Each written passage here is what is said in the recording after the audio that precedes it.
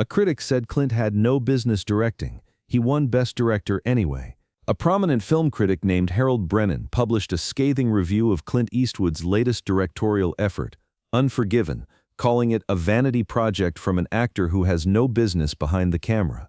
Brennan predicted the film would be forgotten within months and argued that Eastwood should stick to what he knows, squinting at cameras and shooting blanks.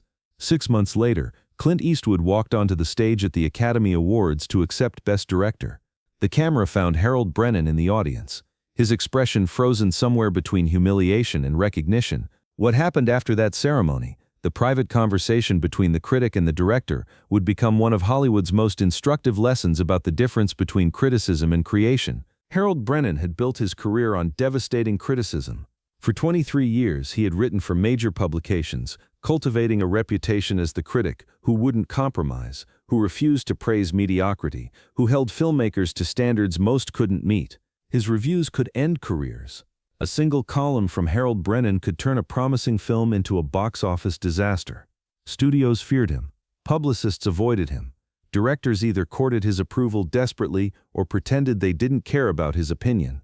When Unforgiven screened for critics in the summer of 1992, Harold saw it as an opportunity. Clint Eastwood had been directing films for over 20 years, mostly westerns and action pictures that Harold considered beneath serious consideration. The man was a competent actor. Harold would grant that much, but his directorial efforts were, in Harold's view, workmanlike at best. Unforgiven was different. It was clearly aiming for something more. It was attempting to deconstruct the Western genre, to examine the mythology that Eastwood himself had helped create. It was ambitious. Harold decided to destroy it. The review appeared in the Sunday edition. Harold had spent considerable effort crafting it. Each sentence was designed for maximum impact, each criticism calculated to undermine not just the film but Eastwood's entire directorial career. Clint Eastwood has no business behind the camera. His 2 decades of directing have produced nothing of lasting value, and Unforgiven represents not an evolution but a final confirmation of his limitations. The film desperately wants to be profound. It fails at every turn. Eastwood's direction is plodding where it should be, contemplative, obvious where it should be subtle, self-congratulatory where it should be questioning. One watches Unforgiven with the uncomfortable awareness of an actor who has confused longevity with talent. Eastwood should stick to what he knows, squinting at cameras and shooting blanks. The director's chair requires abilities he simply doesn't possess. This film will be forgotten within months. It deserves to be. The review was syndicated nationally. Within days, Harold Brennan's assessment of Unforgiven had become part of the cultural conversation surrounding the film. Clint Eastwood read the review. He was at his home in Carmel, having breakfast, when a colleague called to read the most damaging passages aloud. He listened without interruption, thanked the caller, and hung up. His wife at the time noticed his expression. "Bad review?" "Harold Brennan." "Ah, the demolition expert. He says I have no business directing, that the film will be forgotten within months. What do you think?" Clint was quiet for a moment. "I think Harold Brennan has never made a film, never faced the challenge of translating vision to screen, never had to work with actors and crew and budgets and schedules to create something that didn't exist before. Are you going to respond?" "No. The film will respond for me. Either it works or it doesn't. Either audiences connect with it or they don't. Harold Brennan's opinion is just words. The film is reality." Unforgiven opened in August 1992. The initial reviews were mixed. Some critics agreed with Harold Brennan's assessment, seeing the film as pretentious and overlong. Others saw something deeper, a genuine examination of violence and consequence that transcended the Western genre. Audiences responded powerfully.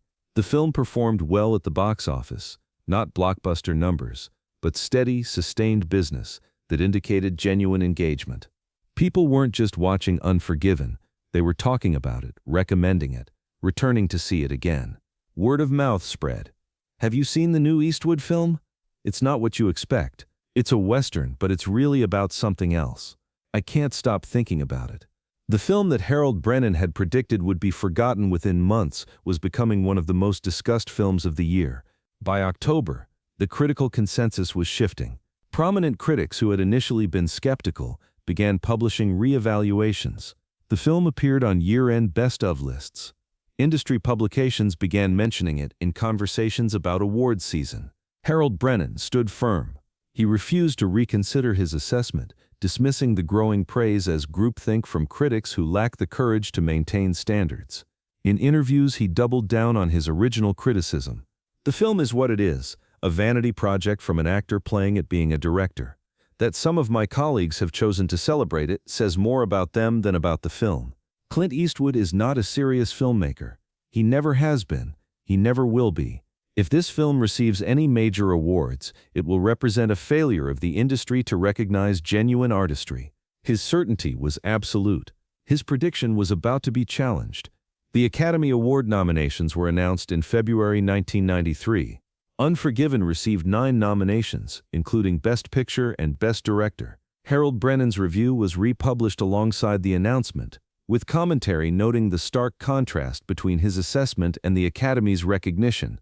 Critic said film would be forgotten within months. Now it's an Oscar frontrunner. Harold was forced to respond. The Academy has made questionable choices before. Nominations are not vindication. We'll see what happens when the votes are counted. But his tone had changed. The certainty that had characterized his original review was giving way to something more defensive. He was no longer predicting failure. He was explaining why success, if it came, wouldn't mean what people thought it meant. The shift was noticed by his colleagues, his readers, and the industry he had spent decades criticizing. The Academy Awards ceremony took place in March 1993.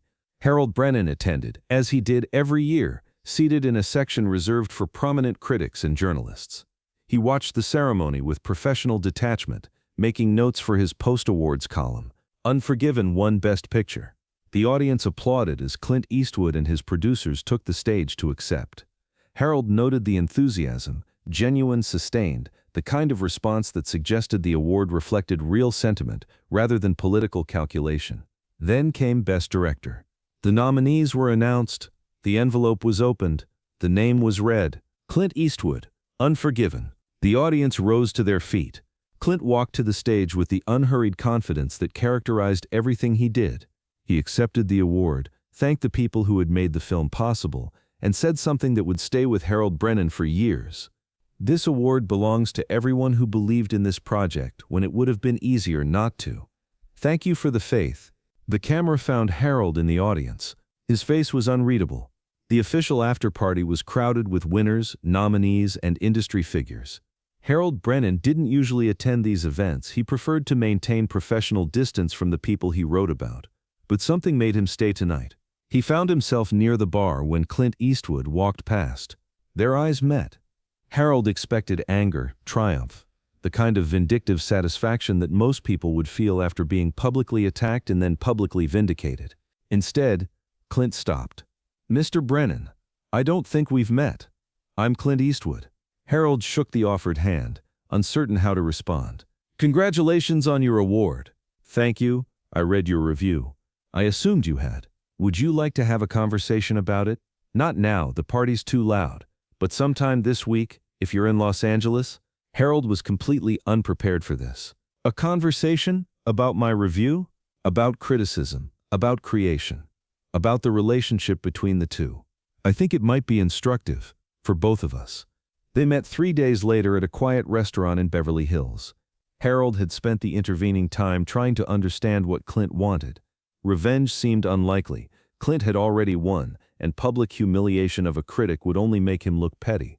But what else could motivate this meeting? Clint was already seated when Harold arrived. "Thank you for coming. I wasn't sure you would." "I wasn't sure either. But I was curious." "About what?" "About why someone who just won the highest award in his profession would want to have a conversation with someone who said he had no business pursuing that profession." Clint smiled slightly. "That's exactly what I want to talk about." "Let me ask you something," Clint said. "Go ahead. When you wrote that review, when you said I had no business directing, what did you hope to accomplish?" Harold considered the question. "I hope to provide an honest assessment, to guide readers away from a film I believed wasted their time." "But was that all?" "Because the language you used, it went beyond assessment. It was personal. It was dismissive of everything I've done as a director, not just this one film. I stand by my assessment. Even now, after the awards, the audience response, the critical reevaluation, awards and audience response don't determine quality. They determine popularity." "And you alone determine quality?" Harold felt himself becoming defensive. I don't claim to be the sole arbiter of quality, but I have standards. I have experience. I have spent 2 decades studying film, understanding what makes it work, identifying what separates genuine artistry from competent craft. And in those 2 decades, have you ever made a film? No. Written one? No. Produced one? No. Then how do you know what it requires? How do you know what business a person has or doesn't have behind a camera? A surgeon doesn't need to have performed surgery to understand when it's done poorly. But a surgeon has studied surgery, has assisted in surgeries, has held the instruments, felt the weight of the responsibility, understood at a visceral level what the profession demands. Clint leaned forward. Have you ever felt the weight of being responsible for a film? For the careers of actors and crew members? For millions of dollars of other people's money? For the story you're trying to tell? That's different. How? Harold struggled to articulate his position. Critics serve a different function than creators. We provide perspective. We maintain standards. We help audiences navigate the overwhelming volume of content available to them. I don't disagree with any of that. Critics have value. Criticism has value. But there's a difference between criticism and dismissal. Meaning, your review didn't engage with what I was trying to do.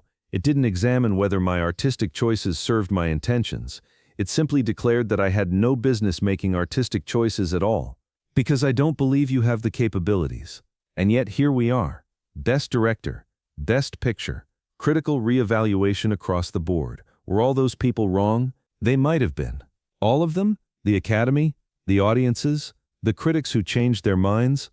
Every single one of them was wrong, and only you were right? Harold was silent for a long moment. I don't know. That's honest.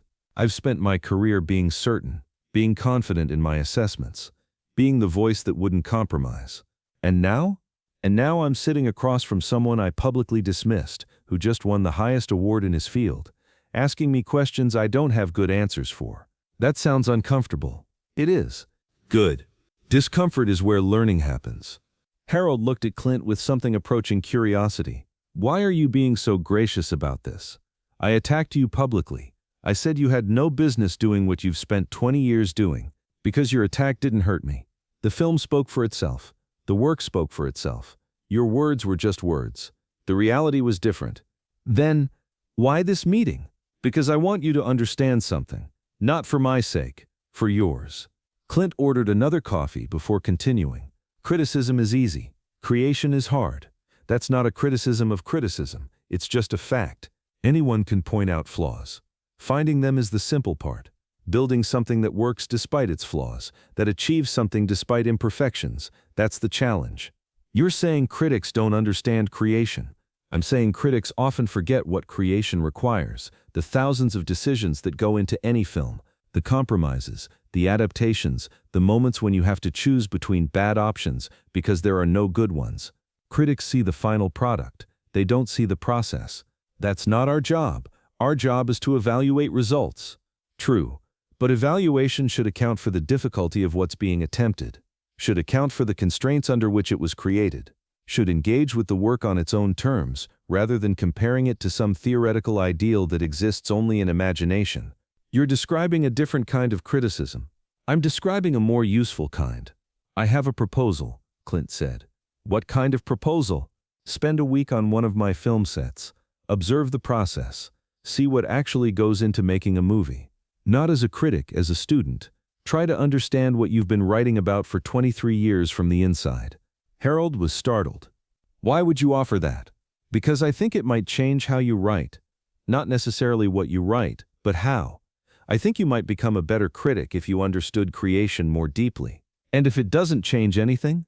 If I observe your process and still conclude that you have no business directing, then at least you'll have better evidence for your conclusion. Right now, your assessment is based on watching finished films. After a week on set, it would be based on understanding how those films get made. Harold considered the offer. It was unexpected, generous, even offering access to someone who had publicly attacked him. Either Clint was supremely confident, or he genuinely believed that understanding would produce different conclusions. I'll think about it. That's all I'm asking. Harold accepted the offer. 2 months later, he spent a week on the set of Clint's next production, a different film, a different story, but the same fundamental process. What he observed changed him. He saw the endless decisions: lighting, blocking, performance, pacing. He saw the collaboration, the constant negotiation between vision and reality. He saw the physical exhaustion, the mental strain, the weight of responsibility that Clint carried from first call to wrap. He saw the moments when things went wrong and had to be fixed with inadequate resources. He saw the compromises that preserved budget for essential scenes. He saw the leadership required to keep 100 people working toward a shared goal. And he saw the doubt. He saw Clint question his own choices late at night. He saw uncertainty masked by professionalism. He saw a man doing impossible work and somehow making it look manageable. By the end of the week, Harold understood something he hadn't understood before. Harold's writing changed after that week. Not dramatically, he still maintained his standards, still criticized what he believed deserved criticism. But his language evolved. His assessments became more nuanced. His reviews engaged with what filmmakers were attempting, not just what they achieved. His colleagues noticed. Your review of the new Spielberg film, you actually acknowledged the difficulty of what he was trying to do. Because I understand that difficulty now. What changed? I spent time on a film set. Watched how movies actually get made. It's harder than I thought. Harder than 23 years of watching films suggested? Much harder. A year after the Academy Awards, Harold wrote a column about criticism.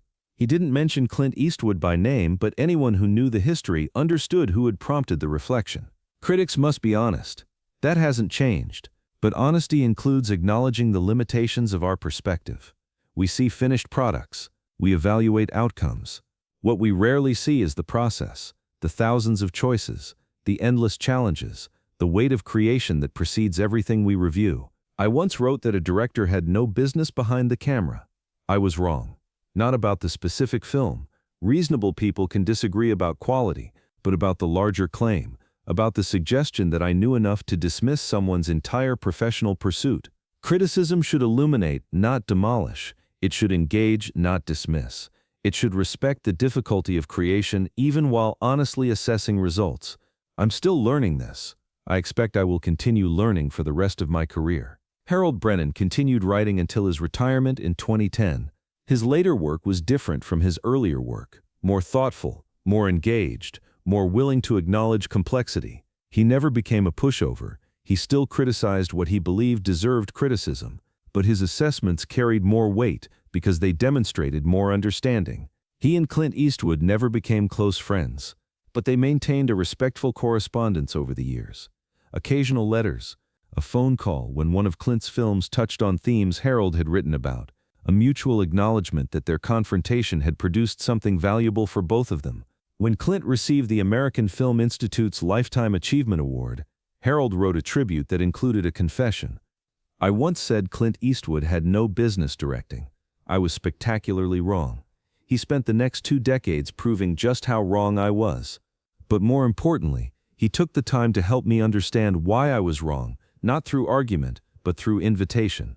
Through letting me see what I had been criticizing without understanding. That generosity taught me more about filmmaking than any film school ever could. It also taught me something about grace that I'm still trying to apply in my own work. A critic said Clint had no business directing. He won Best Director anyway. But the real story wasn't about vindication or revenge. The real story was about what happened after the conversation that could have been bitter but became instructive. The invitation that could have been withheld but was offered freely. The change that could have been resisted but was embraced. Harold Brennan spent 23 years tearing down what others built. 1 week on a film set showed him what building actually required. Clint Eastwood could have ignored the critic who attacked him. He could have gloated over his victory. He could have dismissed Harold as irrelevant, as history would likely have dismissed him anyway. Instead, he invited dialogue. He offered understanding. He demonstrated that success doesn't require defeating enemies. Sometimes it means helping them become better at what they do. That's the lesson that outlasted the awards, outlasted the reviews, outlasted both careers. A critic said Clint had no business directing. He won Best Director anyway. And then he helped the critic understand why the criticism had been wrong. That's what victory actually looks like. Not triumph over enemies. Transformation of opposition into understanding.